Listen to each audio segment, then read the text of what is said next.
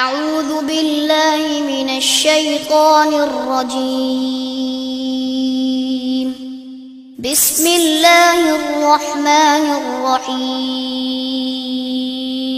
ونستغفره ونعوذ بالله من شرور أنفسنا ومن سيئات أعمالنا من يهده الله فلا مضل له ومن يضلل فلا هادي له وأشهد أن لا إله إلا الله وحده لا شريك له وأشهد أن محمدا عبده ورسوله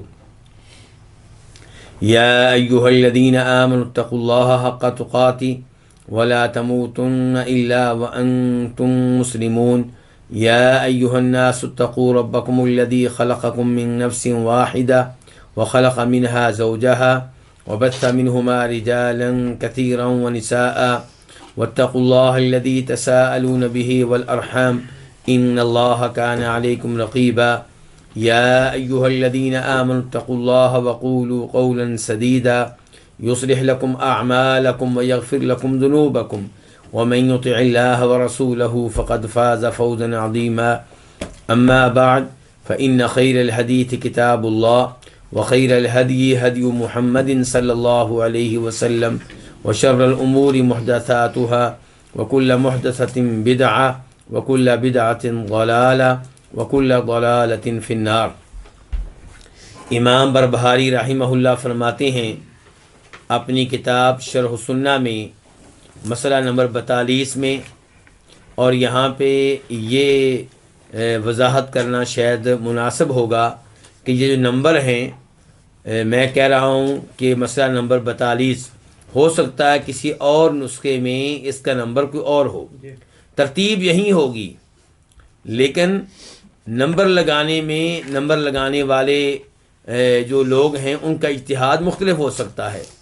کوئی آدمی ایک لائن کو، 2 لائنوں کو، 3 لائنوں کو ایک ہی مسئلہ بنا دے گا، اور دوسرا آدمی یہ کہے گا کہ نہیں، ان 3 لائنوں میں 3 مسئلے بیان ہوئے ہیں، تو اس لحاظ سے نمبر تبدیل ہو سکتے ہیں۔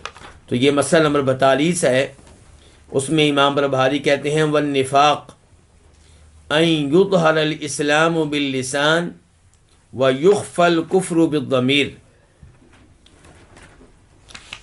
منافقت یہ ہے کہ اسلام کو زبان کے ساتھ ظاہر کیا جائے اور دل میں کفر کو چھپایا جائے۔ اس عبارت کو آپ یوں بھی پڑھ سکتے ہیں والنفاق ان یظہر الاسلام باللسان ویخفی الکفر بالضمیر۔ منافقت یہ ہے کہ کوئی اسلام کو زبان کے ساتھ ظاہر کرے، یعنی کہ زبان کے ساتھ یہ ظاہر کرے کہ میں مسلمان ہوں، وَيُخْفِيَ الْكُفْرَ بِالضَّمِيرِ، جب کہ دل میں کفر کو چھپائے ہوئے ہو۔ تو اس مسئلے میں منافقت کا تذکرہ کیا ہے امام بربہاری رحمہ اللہ نے۔ نفاق، منافقت، یہ ایمان کے مد مقابل ہے۔ ایمان کے مد مقابل ایک ہوتی ہے منافقت اور ایک ہوتا ہے کفر۔ کفر کیا ہے؟ کفر یہ ہے کہ آپ واضح طور پہ اللہ رب العزت کا انکار کر دیں، یا اللہ رب العزت کے رسولوں کا انکار کر دیں، یا اللہ تعالیٰ کے فرشتوں کا انکار کر دیں، یا آسمان سے اترنے والی کتابوں کا یا کسی ایک کتاب کا انکار کر دیں، آپ آخرت کا انکار کر دیں، آپ تقدیر کا انکار کر دیں، تو یہ کفر کی مثالیں ہیں۔ لیکن نفاق کیا ہے، منافقت کیا ہے؟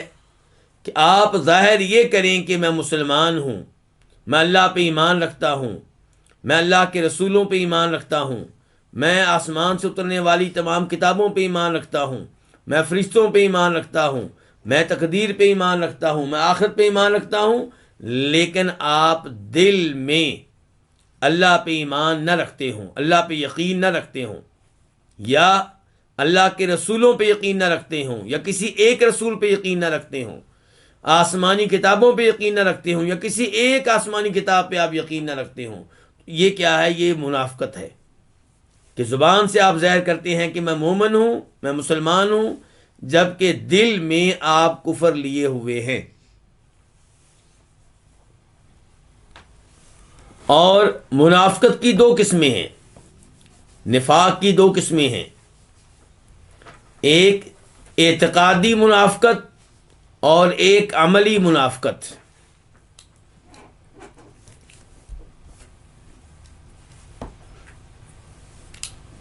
اعتقادی منافقت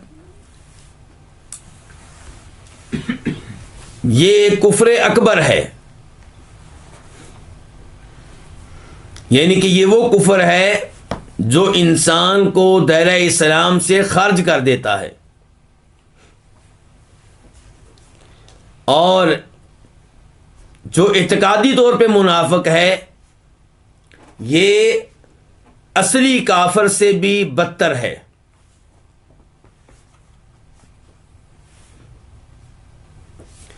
کیونکہ اصلی کافر کے بارے میں معروف ہے، لوگ جانتے ہیں کہ یہ کافر ہے اور ہمارا دشمن ہے، لیکن منافق سے لوگ دھوکہ کھا جاتے ہیں۔ وہ بظاہر اسلام کا دعویٰ کرتا ہے تو یوں لگتا ہے کہ ہمارا مسلمان بھائی ہے، لیکن حقیقت میں وہ مسلمانوں کا دشمن ہوتا ہے۔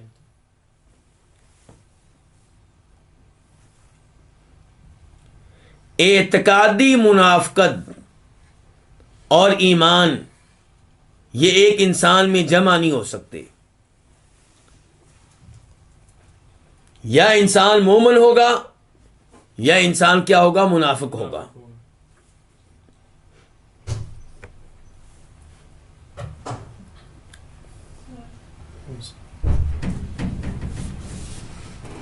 اللہ رب العزت نے سورہ بقرہ کے آغاز میں لوگوں کی 3 اقسام بیان کی ہیں۔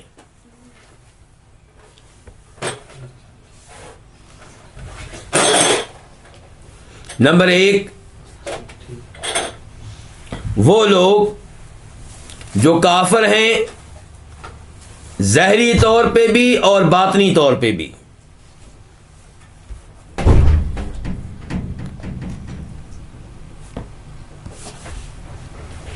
نمبر 2، وہ جو مسلمان ہیں ظاہری طور پہ بھی اور باطنی طور پہ بھی۔ تیسرے نمبر پہ وہ لوگ جو ظاہری طور پہ مسلمان ہیں لیکن باطنی طور پہ کافر ہیں، ان کو کیا کہتے ہیں، منافق۔ چنانچہ غور کیجئے، اللہ تعالیٰ کہتے ہیں قرآن کریم کا تذکرہ کرتے ہوئے، ذَلِكَ الْكِتَابُ لَا رَيْبَ فِيهِ هُدًى لِّلْمُتَّقِينَ، کہ یہ کتاب شک و شبہ سے بالاتر ہے اور اس میں ہدایت ہے متقی لوگوں کے لیے، یعنی کہ اس سے حقیقی معنوں میں فائدہ اٹھانے والے کون ہوتے ہیں، متقی۔ اچھا، متقی کون ہیں؟ الذین یؤمنون بالغیب، جو غیبی امور پہ ایمان رکھتے ہیں، یقین رکھتے ہیں، یعنی کہ جو چیزیں انہوں نے دیکھی نہیں ہیں ان چیزوں کے بارے میں اللہ نے بتا دیا، اللہ کے رسول نے بتا دیا، وہ مان گئے۔ فرشتے کس نے دیکھے ہیں؟ فرشتے انبیاء کرام علیہم الصلوۃ والسلام کے علاوہ جو دیگر لوگ ہیں وہ نہیں دیکھ پاتے، لیکن ایمان والے اللہ کے رسول کی باتوں پہ یقین رکھتے ہوئے یہ مانتے ہیں کہ فرشتے موجود ہیں، یہ بھی مانتے ہیں کہ فرشتوں میں ایک جبریل ہیں، فرشتوں میں ایک میکائیل ہیں۔ تو الذین یؤمنون بالغیب، تو ایمان والے جو ہیں ان کے بارے میں اللہ نے بتایا کہ وہ غیبی امور پہ یقین رکھتے ہیں، وَيُقِيمُونَ الصَّلَاةَ، نماز قائم کرتے ہیں، وَمِمَّا رَزَقْنَاهُمْ يُنْفِقُونَ، اللہ کے دیے ہوئے مال میں سے خرچ کرتے ہیں۔ وَالَّذِينَ يُؤْمِنُونَ بِمَا أُنزِلَ إِلَيْكَ، اور وہ ایمان لاتے ہیں کس چیز پہ؟ جو آپ پہ نازل ہوا قرآن، جو آپ پہ نازل ہوئی سنت اور حدیث۔ وَيُؤْمِنُونَ بِمَا أُنزِلَ إِلَيْكَ وَمَا أُنزِلَ مِن قَبْلِكَ، اور ایمان لاتے ہیں ان کتابوں پہ بھی جو قرآن کریم سے پہلے نازل کی گئیں۔ اس کے بعد کیا کہا؟ وَبِالْآخِرَةِ هُمْ يُوقِنُونَ، آخرت پہ بھی یقین رکھتے ہیں. تو یہ ہیں ایمان لانے والے، ظاہری طور پہ بھی باطنی طور پہ بھی. چونکہ ان کا ایمان ظاہری بھی ہے باطنی بھی ہے، تو اللہ نے کہا اولئک علی ھدی من ربہم واولئک هم المفلحون. اللہ نے ان کا رزلٹ بتا دیا کہ یہ ہدایت کے اوپر ہیں اور یہی صحیح معنوں میں فلاح پانے والے ہیں، کامیابی حاصل کرنے والے ہیں. اس کے بعد یہ تھی آیت نمبر 1 سے لے کے 5 تک. آیت نمبر 1 سے 5 تک تذکرہ ہوا ہے کن کا؟ ایمان والوں کا. اس کے بعد 2 آیتوں میں تذکرہ ہوا ہے کن کا؟ ان لوگوں کا جو ظاہری طور پہ بھی کافر اور باطنی طور پہ بھی کافر. اللہ تعالیٰ کہتے ہیں ان الذین کفروا سواء علیہم اانذرتہم ام لم تنذرہم لا یؤمنون. وہ لوگ جنہوں نے کفر کیا، آپ انہیں تبلیغ کریں نہ کریں، تنبیہ کریں نہ کریں، انہیں وارننگ کوئی دیں نہ دیں، ان کے لحاظ سے برابر ہے، آپ کے لحاظ سے برابر نہیں ہے. آپ تبلیغ کریں گے آپ کو جو ثواب ملے گا، آپ کی طرف سے حجت قائم ہوگی، لیکن ان کے لحاظ سے برابر ہے. لا یؤمنون، وہ ایمان لانے والے نہیں ہیں. ختم اللہ علی قلوبہم، اللہ نے ان کے دلوں پہ موریں لگا دی ہیں اور ان کے کانوں پہ موریں لگا دی ہیں. وعلی ابصارہم، اور ان کی آنکھوں پہ کیا ہے؟ بھاری پردہ ہے. وَلَهُمْ عَذَابٌ عَظِيمٌ، اور ان کے لیے عذاب عظیم ہے.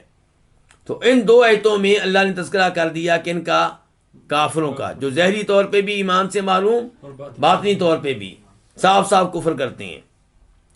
اس کے بعد اللہ رب العزت نے 13 آیتوں میں تذکرہ کیا کہ ان کا منافقین کا. ان کے لیے 13 آیتیں کیوں ہیں؟ کیونکہ یہ اصلی کافروں کے مقابلے میں زیادہ خطرناک ہیں. چنانچہ اللہ تعالیٰ کہتے ہیں وَمِنَ النَّاسِ مَن يَقُولُ آمَنَّا بِاللَّهِ وَبِالْيَوْمِ الْآخِرِ وَمَا هُمْ بِمُؤْمِنِينَ. لوگوں میں ایک تیسری قسم بھی ہے، یعنی کہ ایمان والوں کا تذکرہ ہو گیا، اہل کفر کا بھی تذکرہ ہو گیا. تیسری قسم ان لوگوں کی ہے جو کہتے ہیں زبان کے ساتھ کہ ہم اللہ پہ ایمان لائے، ہم آخرت پہ ایمان لائے. اللہ تعالیٰ کہتے ہیں وما ہم بمؤمنین، جبکہ وہ مومن نہیں ہیں. یخادعون اللہ، وہ ایمان کا دعویٰ کرتے ہوئے دھوکہ دے رہے ہیں. کس کو؟ اللہ کو بھی، اپنی طرف سے اللہ کو بھی اور ایمان والوں کو بھی. اور آگے چل کے اللہ نے کہا وَإِذَا لَقُوا الَّذِينَ آمَنُوا قَالُوا آمَنَّا، جب ایمان والوں سے ملتے ہیں کہتے ہیں ہم ایمان لے آئے، ہم بھی تمہاری طرح مومن ہیں، ہمارا تمہارا دین ایک ہے. وَإِذَا خَلَوْا إِلَىٰ شَيَاطِينِهِمْ، اور جب وہ الگ ہوتے ہیں اپنے شیطانوں کے ساتھ، ان کے ساتھ تنہائی میں بیٹھتے ہیں اپنے سرداروں کے پاس، تو کیا کہتے ہیں؟ قَالُوا إِنَّا مَعَكُمْ، ہم تو تمہارے ساتھ ہیں. ان کے ساتھ کیوں رہتے ہو؟ مسلمانوں کے ساتھ کہتے ہیں انما نحن مستہزئون، ان کے ساتھ رہ کر ہم ان کا مذاق اڑا رہے ہیں. تو اللہ رب العزت نے بیان کیا صم بکم عمی فہم لا یرجعون. ان کا تذکرہ کرتے ہوئے اللہ تعالیٰ کہتے ہیں سورہ نساء میں آیت نمبر 141 میں کہ الذین تربصون بکم، وہ لوگ جو تمہارا انتظار کرتے رہتے ہیں، انتظار کرتے رہتے ہیں کہ مسلمانوں کے ساتھ کیا ہوتا ہے، ان کا مستقبل کیا ہوتا ہے. فَإِن كَانَ لَكُمْ فَتْحٌ مِّنَ اللَّهِ، اگر تمہیں اللہ کی طرف سے ملتی ہے کیا؟ فتح ملتی ہے، کامیابی ملتی ہے. قالوا، تو یہ کہتے ہیں الم نکم معکم، تو یہ منافق کہتے ہیں کیا ہم بھی آپ کے ساتھ نہیں تھے؟ یعنی کہ مال غنیمت میں ہمارا حصہ بھی ہے، ہم تم ایک ہی ہیں، ہم بھی مسلمان ہیں. وَإِن كَانَ لِلْكَافِرِينَ نَصِيبٌ، اور اگر کبھی کافروں کو کامیابی مل جائے. قالوا، تو یہ کہتے ہیں کن سے؟ کافروں سے. الم نستحوذ علیکم ونمنعکم للمؤمنین، ہم نے تمہیں مومنوں سے بچایا ہے، مسلمانوں سے، ہم ان کے ساتھ تھے، ہم ان کے حوصلے پست کرتے رہتے تھے، ہم انہیں لڑنے سے روکتے رہتے تھے، اور ہماری وجہ سے تمہیں غلبہ ملا ہے. تو یہ ہیں منافق. اور یہ جو منافق ہیں ان کے ساتھ مسلمانوں کا سلوک کیا ہوگا؟ ان سے مسلمانوں والا ہی سلوک کیا جائے گا. منافقین سے کون سا سلوک کیا جائے گا؟ کیوں؟ کیونکہ بظاہر وہ مسلمان ہیں، کلمہ پڑھتے ہیں. چنانچہ وہ مسلمانوں کے وارث بنیں گے اور مسلمان ان کے وارث بنیں گے، اور ان کو تمام وہ حقوق ملیں گے جو کسی بھی مسلمان کو ملتے ہیں.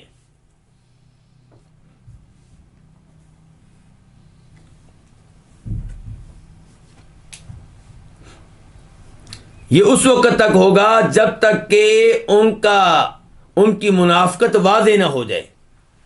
ان کی منافقت واضح نہ ہو جائے تب تک ان سے سلوک مسلمانوں والا ہوگا. اور نبی علیہ الصلوۃ والسلام نے اور صحابہ کرام نے منافقین سے سلوک کون سا کیا تھا؟ مسلمانوں والا سلوک کیا تھا.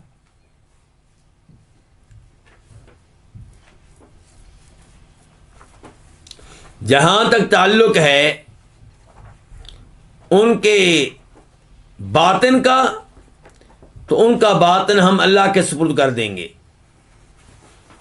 اللہ رب العزت ان سے حساب لے گا. اللہ تعالیٰ انہیں ذلیل و رسوا کرے گا.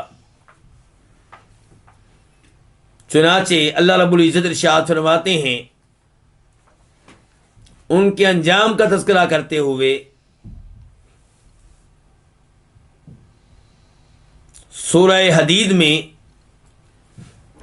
آیت نمبر 13، 14 اور 15 میں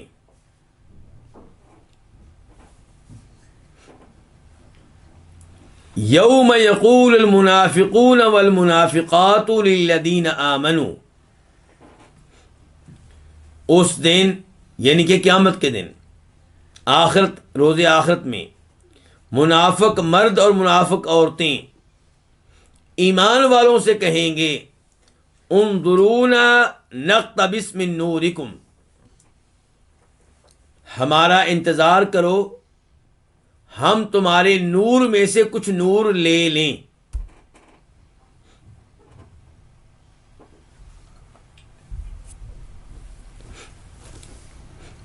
یہاں پہ لفظ کیا ہے؟ انظرونا. کیا معنی انظرونا کا؟ ہمارا انتظار کرو. انتظار، جی. ہمارا کیا کرو؟ انتظار کرو. نقتبس من نورکم، تمہارے نور میں سے، تمہاری روشنی میں سے کچھ روشنی ہم بھی لے لیں. یہاں تھوڑا سا موضوع سے میں باہر نکل رہا ہوں. انظرونا کا آپ یہاں پہ معنی کیا کر رہے ہیں؟ ہمارا انتظار. تو پھر وجوہ یومئذ ناظرہ الی ربہا ناظرہ، اس آیت میں کیا ترجمہ کریں گے کہ روز قیامت کئی چہرے تر و تازہ ہوں گے. ہم ترجمہ کرتے ہیں اپنے رب کو دیکھ رہے ہوں گے، یعنی کہ روز قیامت اللہ کی رؤیت ہوگی. ایمان والے اللہ تعالیٰ کو دیکھ سکیں گے. اللہ تعالیٰ کو دیکھنا ہمارے عقیدے کا بنیادی حصہ ہے. لیکن جو لوگ اس کے منکر ہیں وہ کہتے ہیں کہ اللہ تعالیٰ کو دیکھنا ممکن نہیں ہے، اور اس آیت میں معنی کیا ہے کہ وہ اپنے رب کا انتظار کر رہے ہوں گے. اور مراد کیا ہے کہ رب کی طرف سے ملنے والے اجر و ثواب کا انتظار کر رہے ہوں گے. تو آپ پھر کیا کہیں گے وہاں پہ؟ یہاں پہ خود ترجمہ آپ نے کر لیا کیا؟ انظرونا، کہ منافق کہیں گے مسلمانوں سے روز قیامت ہمارا انتظار کرو. تو پھر لفظ تو ایک ہی ہے، تو کیا ترجمہ کریں گے پھر آپ وہاں پہ؟ جو اللہ تعالیٰ کی رؤیت کے منکر ہیں، جو کہتے ہیں روز قیامت اللہ کو دیکھنا ممکن نہیں ہے، وہ کہتے ہیں کہ وجوہ یومئذ ناظرہ الی ربہا ناظرہ. وہاں پہ بھی معنی یہی کرو کیا کہ اللہ کا انتظار کر رہے ہوں گے، یعنی کہ اللہ کی طرف سے ملنے والے انعامات کا انتظار کر رہے ہوں گے.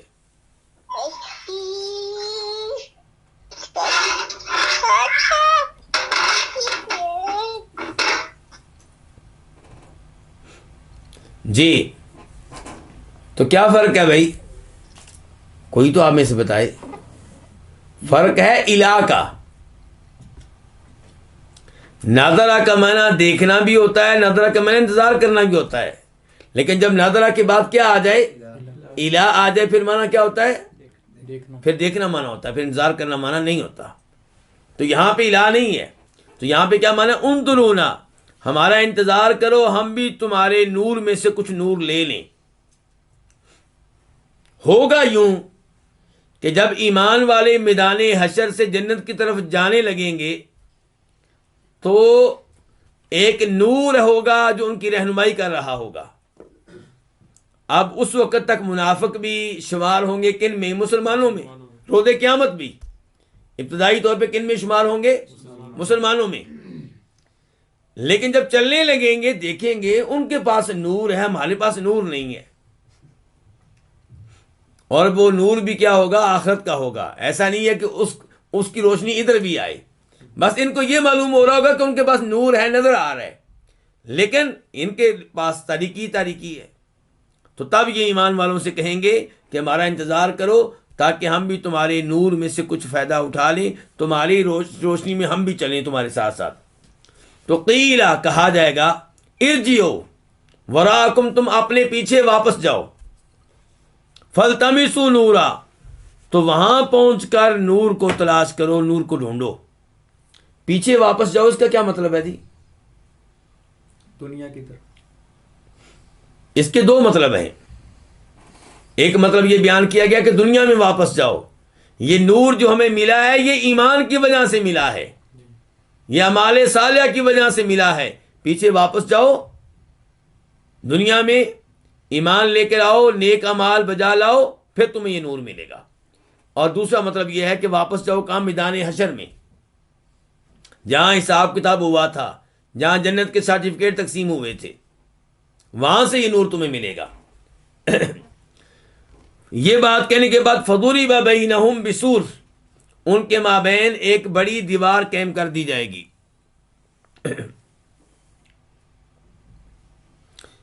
لہو باب، اس دیوار میں ایک دروازہ ہوگا، باطنہ فیہ الرحمہ وظاہرہ من قبل العذاب، اس دروازے کی جو جانب منافقین کی طرف ہوگی ادھر عذاب ہوگا، اور جس جانب کون ہوں گے؟ مسلمان، ادھر کیا ہوگی؟ رحمت ہوگی۔ ینادونہم، وہ ان کو آواز دیں گے۔ کون آواز دیں گے؟ منافقین۔ کن کو؟ ایمان والوں کو۔ الم نکم معکم، کیا ہم تمہارے ساتھ نہیں تھے؟ دنیا میں بھی یہی کچھ کہتے تھے نا، جب فتح ملتی تھی مسلمانوں کو کہتے تھے ہم تمہارے ساتھ تھے، ان کے ہمارا حصہ بھی دو، مال غنیمت میں ہمارا بھی حصہ ہے، اس خوشی میں ہمیں بھی شریک کرو۔ روز قیامت ان کو آواز دے کے کہیں گے کہ ہم تمہارے ساتھ نہیں تھے، ایک ساتھ نمازیں پڑھتے تھے، ایک ساتھ حج وغیرہ کرتے تھے۔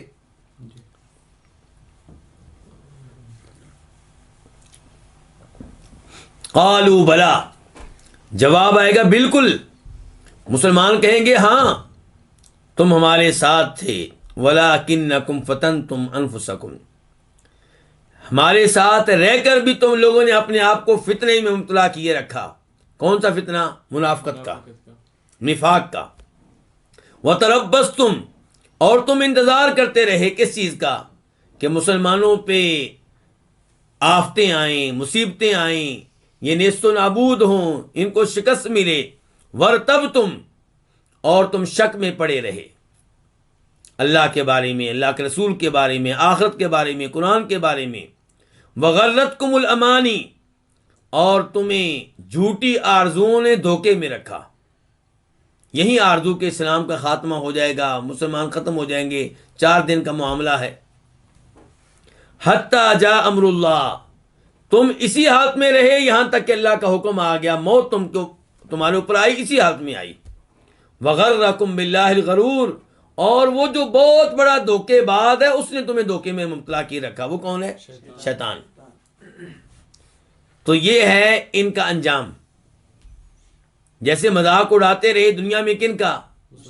مسلمانوں کا، ایسے ان کا مذاق اڑایا جا رہا ہے آخرت میں،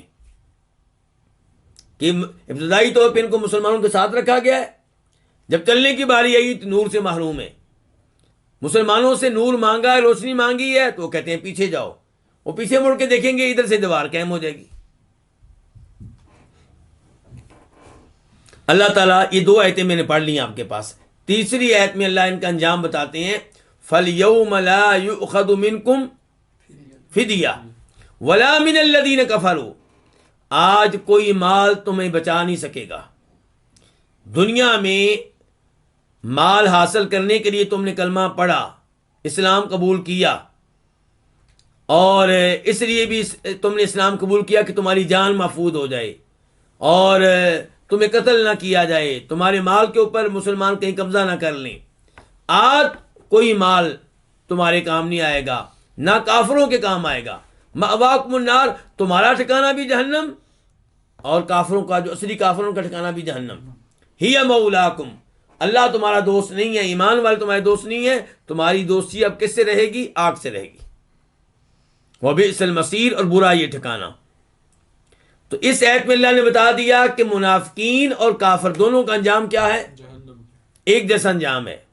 لیکن سورہ نساء میں آیت نمبر 145 میں اللہ نے بتایا، ان المنافقین فی الدرک الاسفل من النار،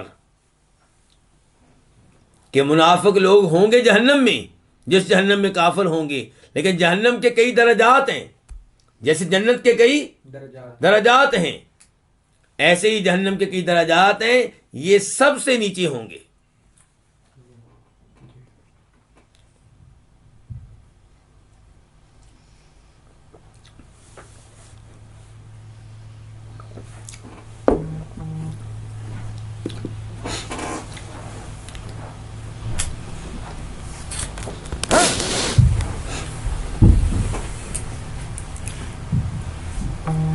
تو یہ اب تک گفتگو ہم نے کی ہے اعتقادی منافقت کے بارے میں۔ اب نفاق کی دوسری قسم، اسے کیا کہتے ہیں؟ عملی منافقت۔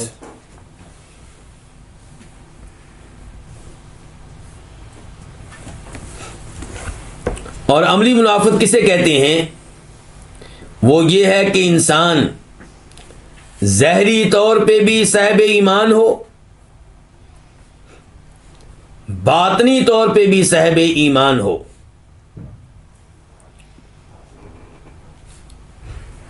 لیکن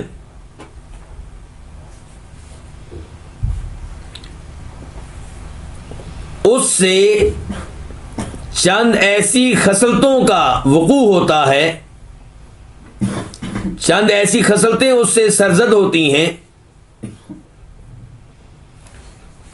جو اس کے ایمان کو کمزور کر دیتی ہیں۔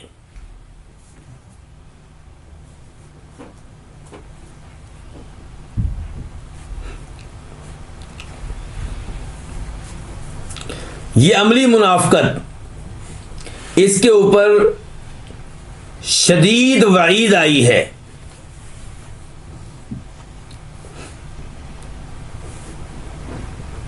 لیکن عملی منافقت مسلمان کو دائرہ اسلام سے خارج نہیں کرتی۔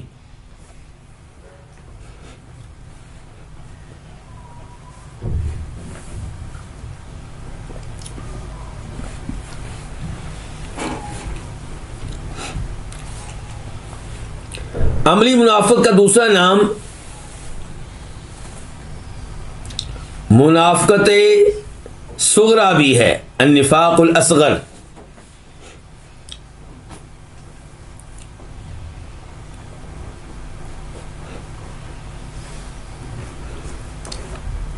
اس منافقت کا تذکرہ کئی ایک احادیث میں آیا ہے، ان میں سے ایک حدیث وہ ہے جس کے راوی جناب عبداللہ بن عمر بن عاص رضی اللہ تعالی عنہما ہیں۔ اسے روایت کرنے والوں میں امام بخاری ہیں، حدیث کا نمبر ہے 3434۔ اسے روایت کرنے والوں میں امام مسلم ہیں، حدیث کا نمبر ہے 106۔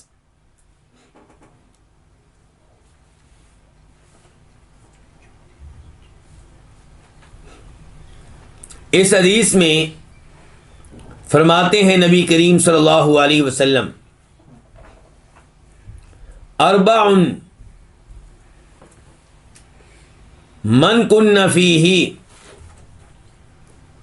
کان منافقا خالصا، 4 خصلتیں جس میں موجود ہوں گی وہ واضح طور پہ منافق ہوگا، خالص منافق ہوگا۔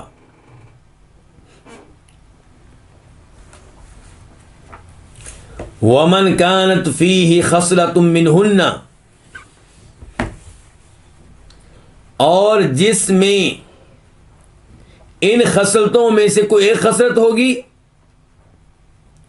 كَانَتْ فِيهِ خَصْلَةٌ مِّنَ النِّفَاقِ، تو اس میں منافقوں والی خصلتوں میں سے ایک خصلت ہوگی۔ حتی یدعہا، اور یہ خصلت اس وقت تک رہے گی جب تک کہ وہ اس بری عادت کو ترک نہ کر دے۔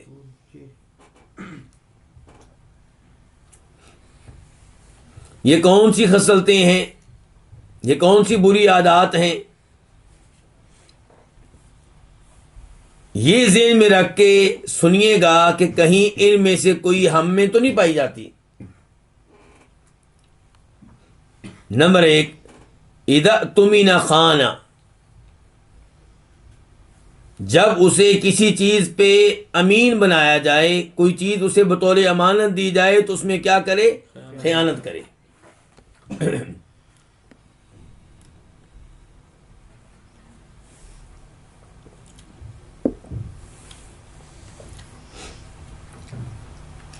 ہم لوگ سمجھتے ہیں کہ شاید ہم خیانت نہیں کرتے اور لوگ ہیں جو کرتے ہیں، لیکن ذرا غور کیجئے، آپ جہاں پہ جاب کر رہے ہیں، جہاں پہ آپ ڈیوٹی دے رہے ہیں، کیا وہاں پہ ڈیوٹی کا حق آپ ادا کر رہے ہیں؟ ایسا تو نہیں کہ جاب پہ جاتے لیٹ ہیں اور آتے وقت سے پہلے ہیں، اور جاب کے دوران کیا حق ادا کرتے ہیں یا موبائل کے ساتھ لگے رہتے ہیں؟ پھر آپ کی کمپنی کی طرف سے، یا اگر آپ جاب حکومت کی کرتے ہیں، حکومت کی طرف سے جو چیزیں آپ کو دی گئی ہیں استعمال کے لیے، کہیں ان میں خیانت تو نہیں کرتے؟ اور اگر کوئی مسلمان یا کوئی آدمی چاہے کافر ہو آپ کو کوئی چیز بطور امانت دے تو کہیں آپ اس میں خیانت تو نہیں کرتے؟ یہ غور کرنا چاہیے۔ اور خیانت کی ایک نئی مثال بھی شروع ہو چکی ہے، وہ کیا؟ کسی کا موبائل پکڑ لینا اور اسے چیک کرنا کہ یہ کیسے استعمال کرتا ہے، یہ کیا کرتا ہے، کیا نہیں کرتا۔ وَإِذَا حَدَّثَ كَذَبَ، دوسری بری عادت منافقوں والی وہ کیا ہے کہ جب گفتگو کرے تو کیا کرے؟ جھوٹ بولے۔ اور افسوس سے کہنا پڑتا ہے یہ عادت بھی مسلمانوں میں کیا ہے؟ عام ہے، عام ہے۔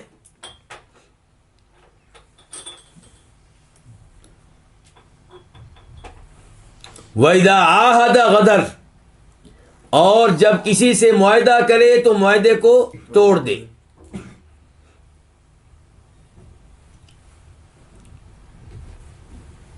اس کی ایک مثال کیا ہے کہ وقت کے حکمران کی آپ نے بیعت کی اور بعد میں بیعت کو توڑ ڈالا۔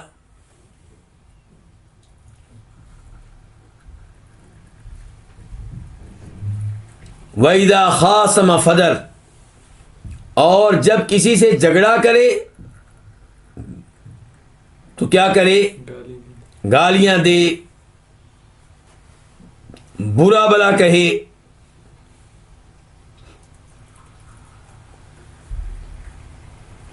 اور اس کا معنی آپ یہ بھی کر سکتے ہیں جب کسی سے جھگڑا ہو تو جھگڑے میں جھوٹ سے کام لے، اور یہ بھی مسلمانوں میں عام ہے۔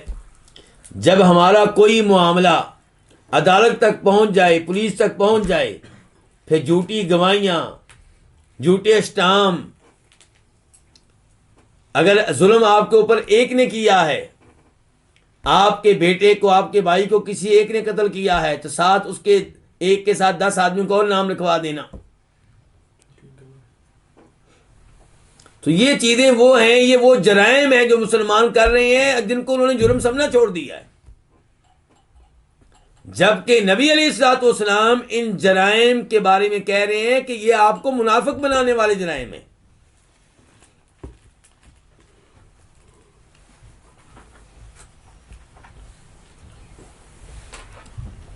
تو جس میں یہ جرائم پائے جائیں گے تو وہ عملی طور پہ کیا ہے؟ منافق ہے. لیکن اعتقادی طور پہ نہیں، عقیدے کے لحاظ سے نہیں، کیونکہ عقیدے کے لحاظ سے وہ اللہ پہ ایمان رکھتا ہے، آخرت پہ ایمان رکھتا ہے، ان تمام چیزوں پہ ایمان رکھتا ہے جن پہ ایمان لانا ضروری ہے. لیکن عملی طور پہ اس میں عادتیں پائی جا رہی ہیں منافقوں والی، اس لیے ہم کہیں گے وہ کیا ہے؟ عملی طور پہ منافق ہے. اور جس میں چاروں عادتیں پائی جا رہی ہوں وہ عملی طور پہ پکا منافق ہے، عملی طور پہ. لیکن اور جس میں کوئی ایک عادت پائی جا رہی ہے تو ہم کہیں گے اس میں منافقوں والی عادتوں میں سے ایک عادت پائی جا رہی ہے.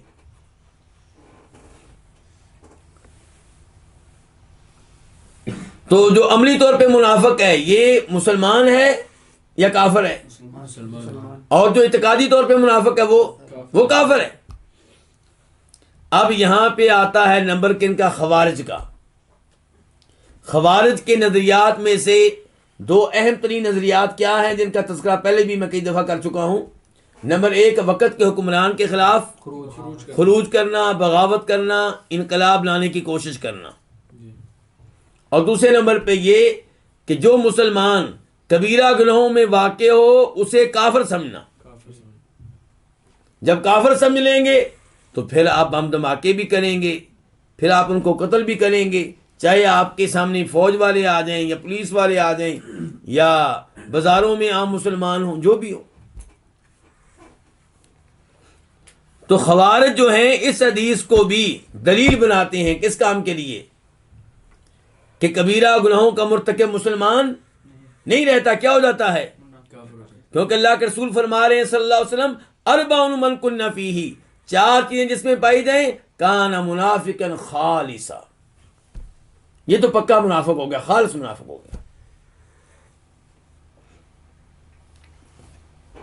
ہماری گزارش یہ ہے کہ اس کا مطلب یہ ہے کہ جس میں چاروں منافقوں والی عادات پائی جائیں تو وہ عملی طور پہ پکا منافق ہے. اور دوسرے لفظوں میں اس میں منافقین کی مشابہت بہت زیادہ ہے. اگر کسی میں منافقوں والی عادات میں سے ایک عادت پائی جا رہی ہے تو اس میں بھی منافقوں کی مشابہت موجود ہے. لیکن ایک جس میں چاروں یہ بری عادات پائی جائیں منافقوں والی تو اس کی مشابہت منافقین کے ساتھ بہت زیادہ ہے.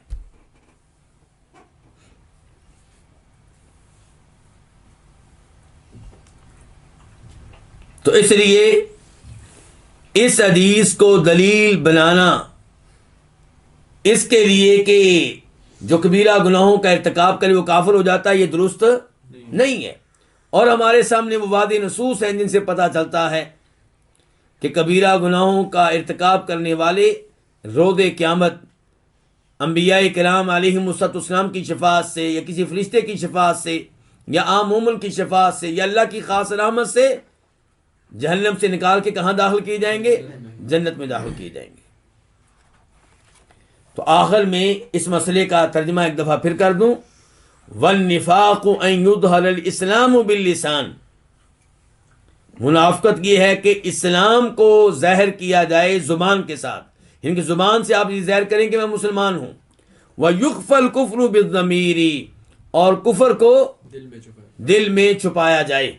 اللہ تعالیٰ فرماتے ہیں نا سورہ منافقون کی پہلی آیت میں اذا جاءک المنافقون قالوا نشهد انک لرسول اللہ، کہ اے اللہ کے رسول جب آپ کے پاس منافق آتے ہیں وہ کہتے ہیں ہم گواہی دیتے ہیں کہ آپ کیا اللہ کے رسول ہیں. اللہ تعالیٰ کہتے ہیں واللہ یشہد اللہ تعالیٰ بھی گواہی دیتا ہے کیا کہ انک لرسول ہو، کہ آپ واقعی اللہ کے رسول ہیں، لیکن اللہ ایک گواہی اور بھی دیتا ہے، وہ کیا؟ واللہ یشہد ان المنافقین لکاذبون، اللہ یہ گواہی دیتا ہے کہ یہ منافقین اپنے اس دعوے میں جھوٹے ہیں کہ یہ آپ کو رسول مانتے ہیں، یہ آپ کو رسول بالکل نہیں مانتے، اوپر اوپر سے کہہ رہے ہیں۔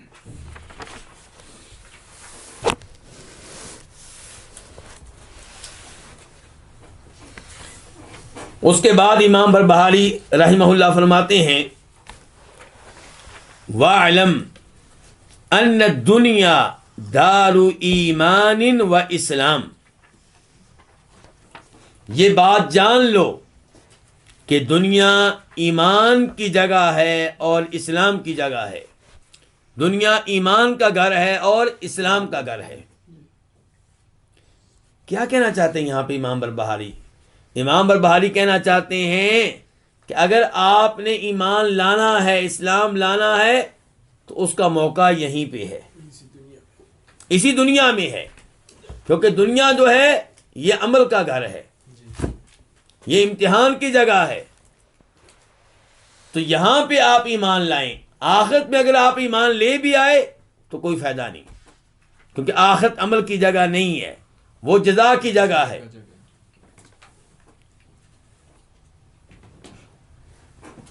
اس دن ایمان لانا یا ایمان لانے کی تمنا کرنا، اس کا کوئی فائدہ نہیں ہوگا۔ اللہ تعالیٰ فرماتے ہیں سورہ انعام میں آیت نمبر 27 میں 27 وَلَوْ تَرَىٰ اِذْ وُقِفُوا عَلَى النَّارِ،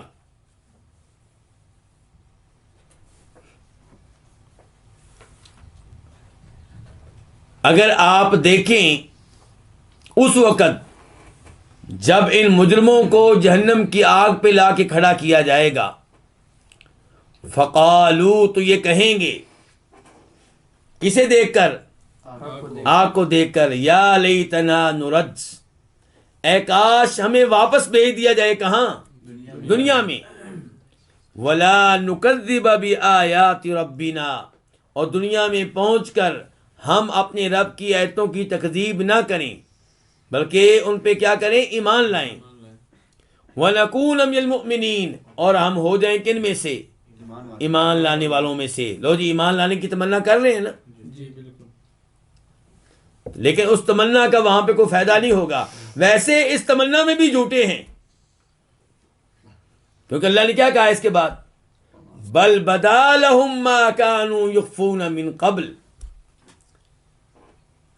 اب یہ ایسی تمنا کیوں کر رہے ہیں؟ کیونکہ ان کی منافقت ظاہر ہو چکی، ان کا کفر ظاہر ہو چکا، یہ وہ کفر ہے جس کو چھپایا کرتے تھے۔ اللہ تعالیٰ کہتے ہیں وَلَوْ رُدُّوا، فرض کریں کہ ان کو واپس بھیج دیا جائے، لَعَادُوا لِمَا نُهُوا عَنْهُ وَإِنَّهُمْ لَكَاذِبُونَ، تو دوبارہ وہی حرکتیں کریں گے جن سے ان کو روکا گیا تھا، وہی کفر کریں گے جن سے ان کو منع کیا گیا تھا، وہی شرک کریں گے جن سے ان کو منع کیا گیا تھا، اور یہ جھوٹے ہیں۔ اس عبارت پہ پھر غور کریں، امام بربہاری کیا کہہ رہے ہیں؟ وَاعْلَمْ، یہ بات جان لو کہ دنیا ایمان کی جگہ ہے اور اسلام کی جگہ ہے، دنیا ایمان کا گھر ہے اور اسلام کا گھر ہے۔ تو یہاں پہ دو الفاظ استعمال کیے امام بربہاری نے، ایک ایمان اور ایک اسلام۔ کیا فرق ہے دونوں میں جی؟ دونوں گٹھیاں جو الگ الگ، وہ معنی ہے کیا؟ تو ایک ہے ایمان اور ایک ہے اسلام۔ اسلام کہتے ہیں ظاہری فرما برداری کو، اور ایمان کہتے ہیں دلی یقین کو۔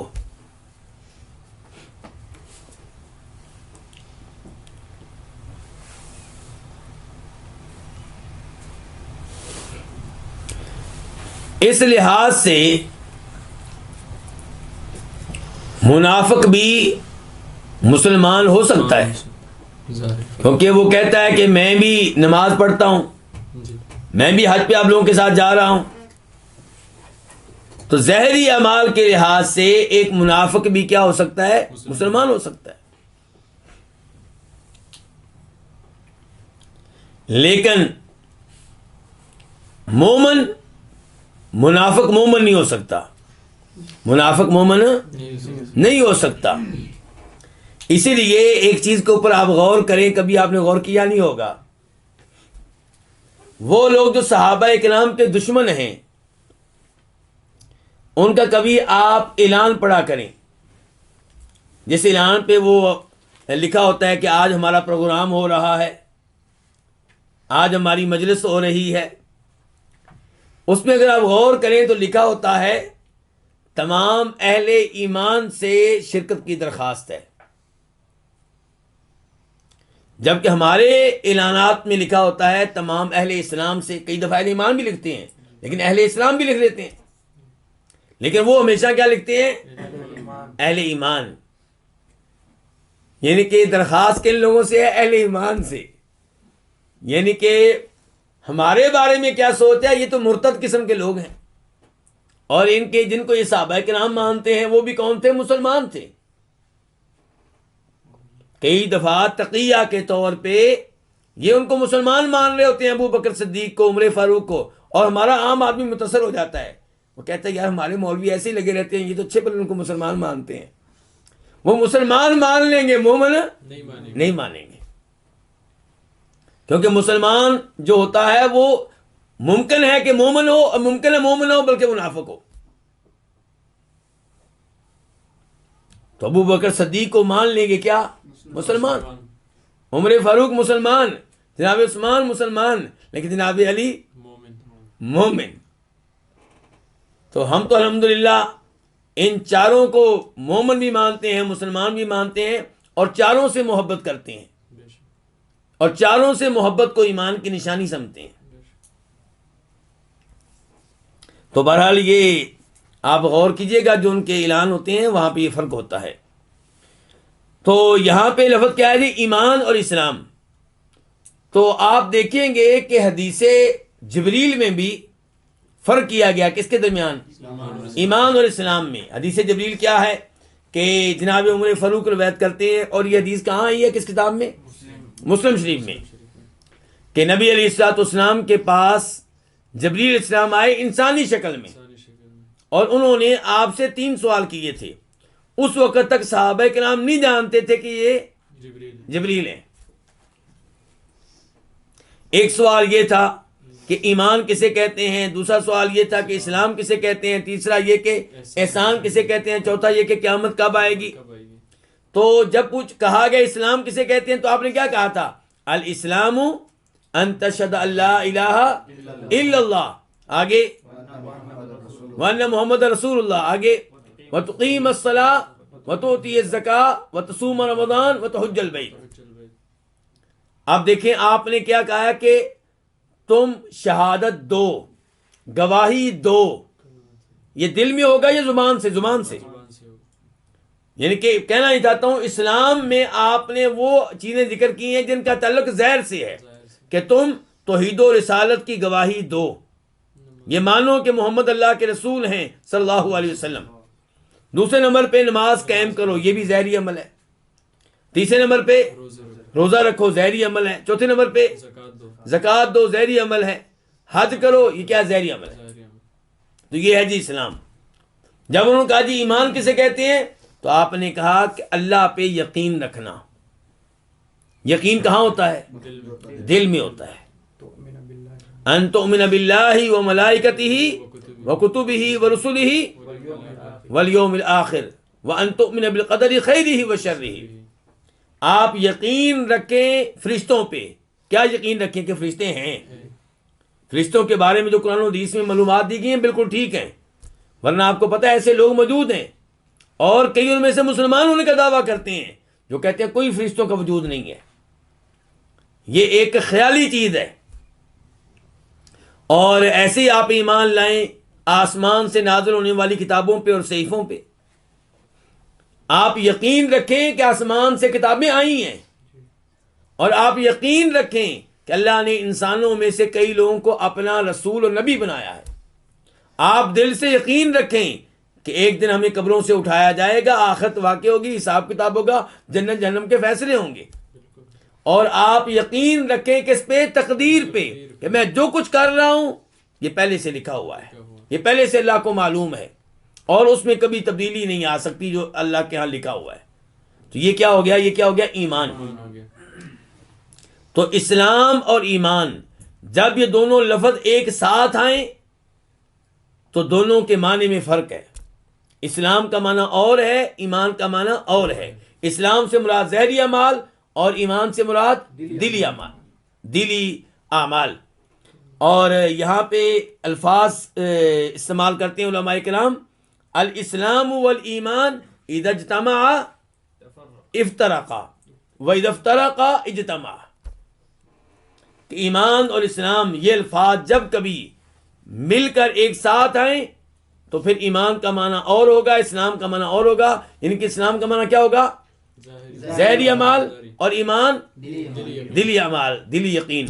اور جب یہ الفاظ الگ الگ آئیں، ایک وقت میں ایک لفظ آئے اسلام، تو پھر اسلام کا معنی ظاہری اعمال بھی ہے اور دلی یقین بھی ہے۔ یعنی کہ اسلام اپنا معنی بھی دے رہا ہے اور ایمان کا معنی بھی دے رہا ہے۔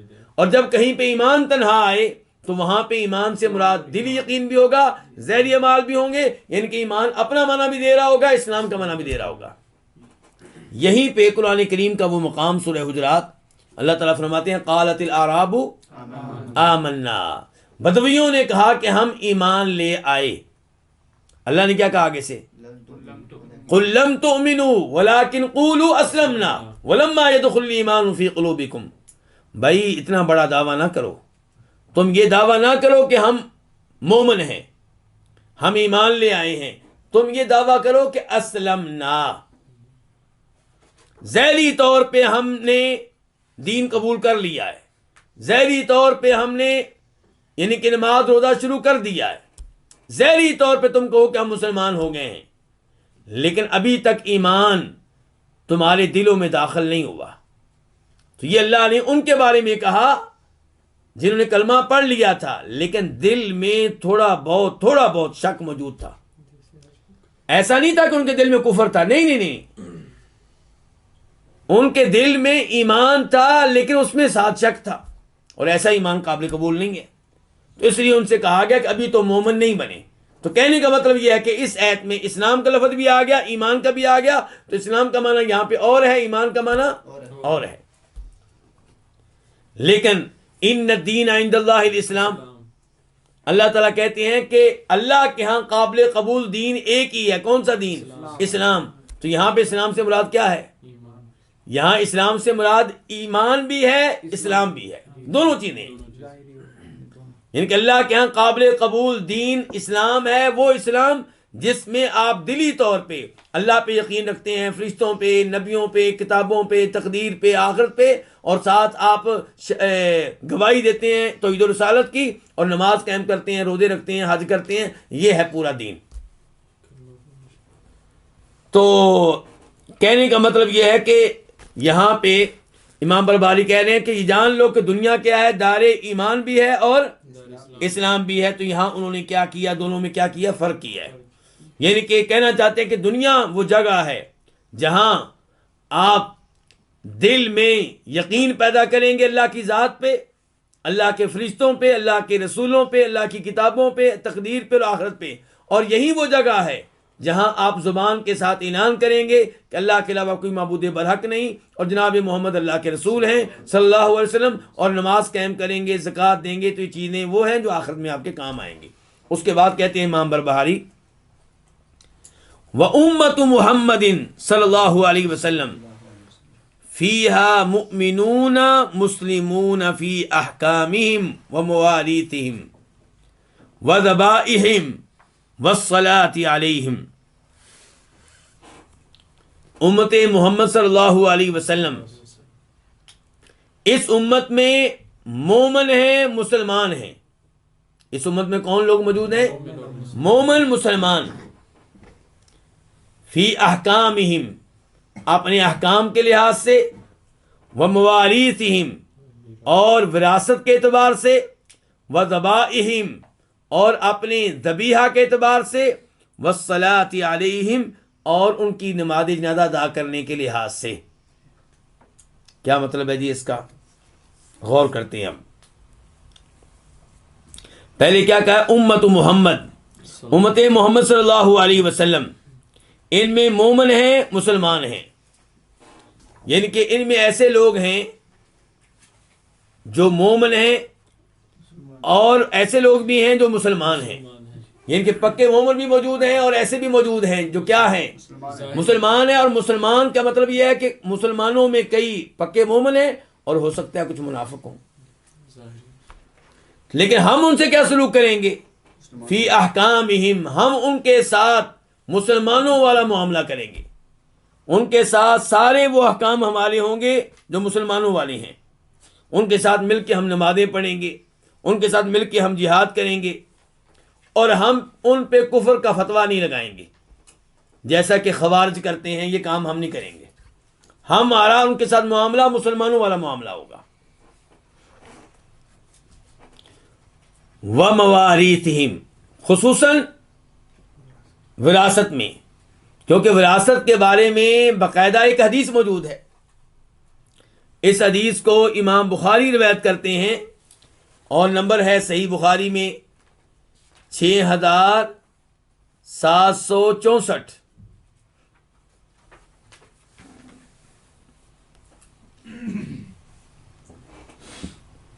6764.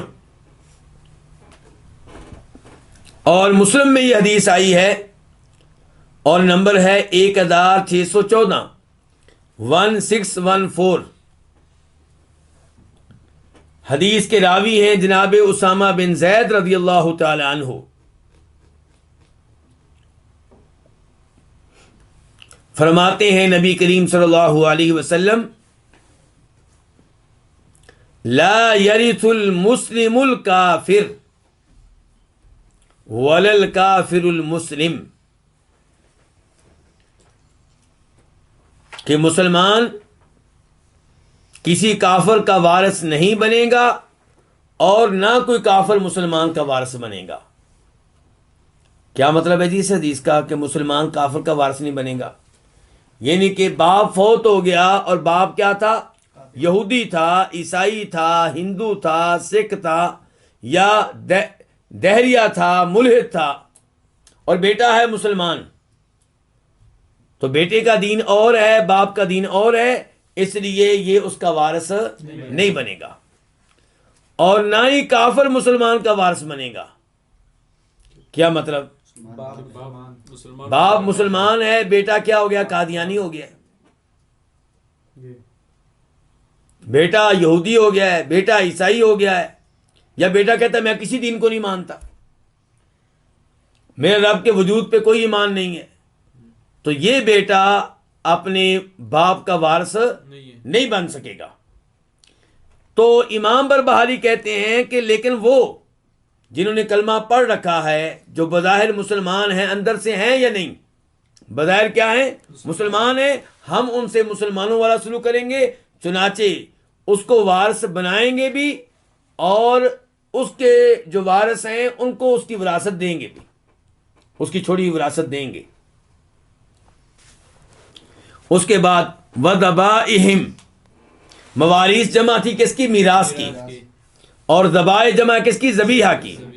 ذبیحہ کے معاملے میں بھی ہم ان سے سلوک کون سا کریں گے؟ مسلمانوں والا. کافروں سے کیا سلوک کرتے ہیں جی آپ؟ کافر کا ذبیحہ مسلمانوں کے لیے حلال نہیں ہے، سوائے کن کے؟ اہل کتاب کے، یہودیوں اور عیسائیوں کے. اللہ تعالیٰ فرماتے ہیں سورہ مائدہ میں آیت نمبر 5 میں، وَطَعَامُ الَّذِينَ أُوتُوا الْكِتَابَ حِلٌّ لَكُمْ، جن لوگوں کو کتاب دی گئی، یعنی کہ یہودی اور عیسائی، تورات و انجیل انہیں دی گئی، فرمایا جن لوگوں کو کتاب دی گئی ان کا ذبیحہ تمہارے لیے حلال ہے.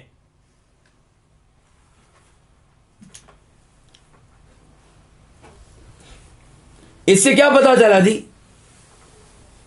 جب یہ کہا جا رہا ہے کہ اہل کتاب کا، یہودیوں عیسائیوں کا ذبیحہ تمہارے لیے حلال ہے، اس کا مطلب یہ ہے کہ باقی کافروں کا ذبیحہ تمہارے لیے حلال نہیں ہے.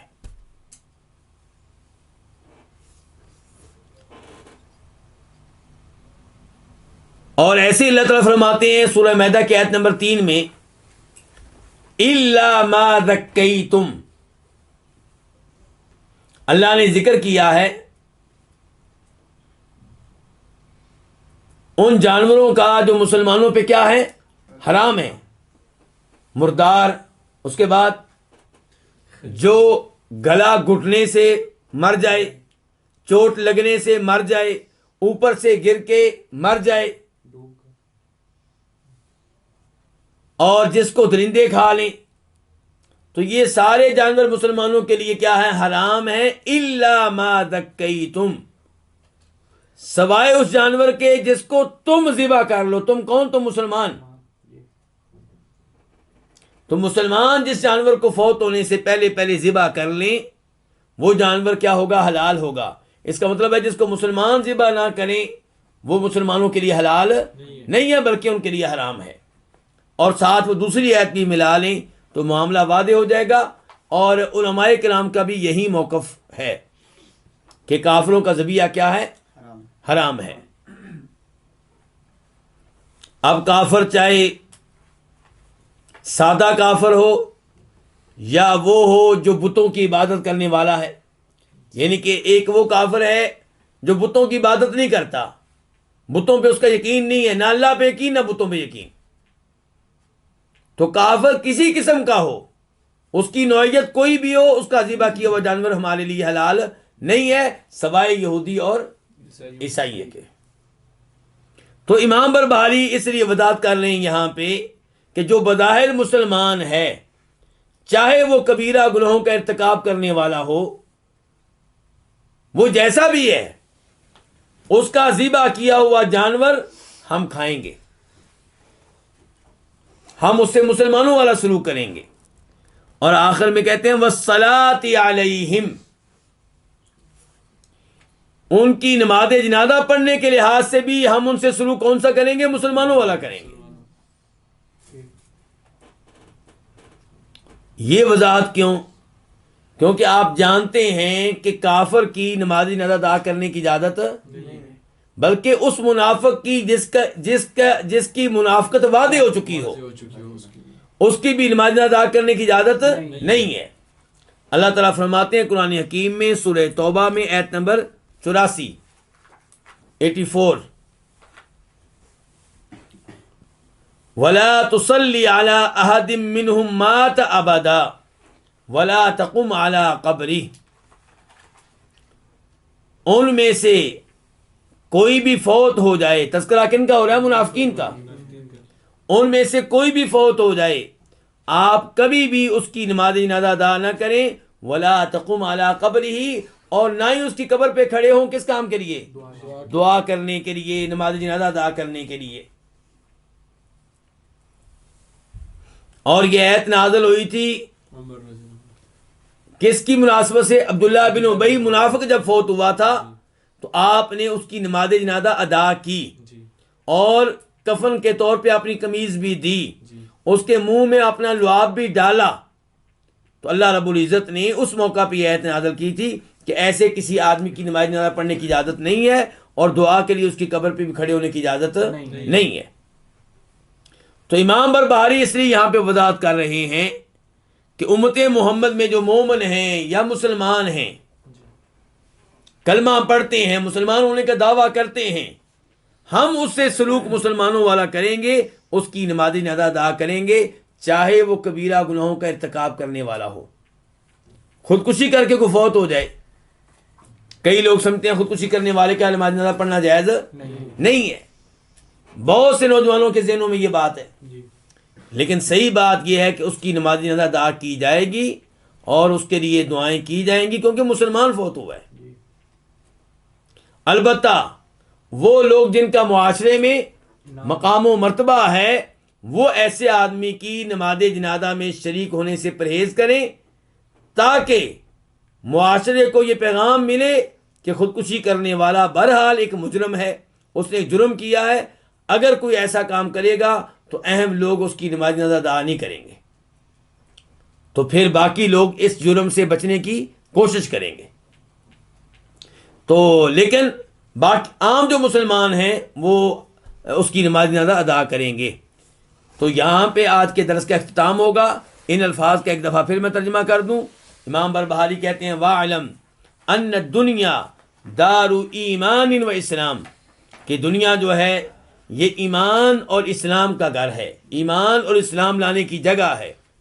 وَأُمَّةُ مُحَمَّدٍ صلی اللہ علیہ وسلم، اور امت محمد صلی اللہ علیہ وسلم فیہا مؤمنون مسلمون، اس امت میں مومن بھی ہیں مسلمان بھی ہیں، فی احکامہم، اپنے احکام کے لحاظ سے، ومواریثہم، وراثت کے اعتبار سے، وذبائحہم، اور ذبیحہ کے اعتبار سے، والصلاۃ علیہم، اور ان کی نماز جنازہ ادا کرنے کے لحاظ سے۔ اللہ رب العزت سے دعا ہے کہ اللہ تعالی ہمیں ایمان اور اسلام پہ قائم و دائم رکھے، اللہ تعالی کفر سے اور منافقت سے، بدعات سے اور کبیرہ گناہوں سے ہمیں محفوظ رکھے۔ وصلی اللہ تعالی علی نبینا محمد وعلی آلہ وصحبہ اجمعین۔ آخر میں ایک اعلان سن لیجئے گا، آئندہ درس جو ہے اس کا ٹائم تبدیل کیا جا رہا ہے، 15 منٹ لیٹ درس شروع ہوا کرے گا، یعنی کہ سعودیہ کے اعتبار سے آئندہ درس شروع ہوگا 7:45 پہ، پہلے شروع ہو رہا تھا 7:30 پہ۔